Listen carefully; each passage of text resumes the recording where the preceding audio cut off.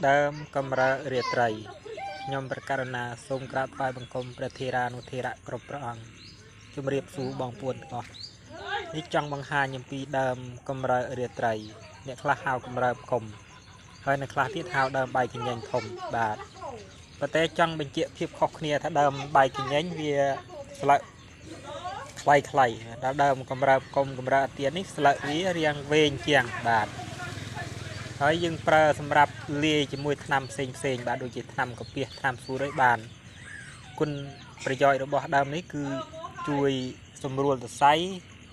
ហើយនឹងជំនួយសុខភាពពេលយើងដាក់លាយជាមួយនឹងថ្នាំផ្សេងគឺយើងដាក់លាយតិច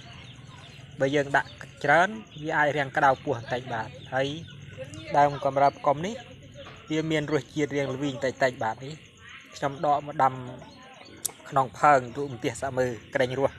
បើរស់ក៏រស់ទៅបើមិនរស់ក៏តាមដំណើរទៅបាទសូមអរគុណតែប៉ុណ្ណេះបាទ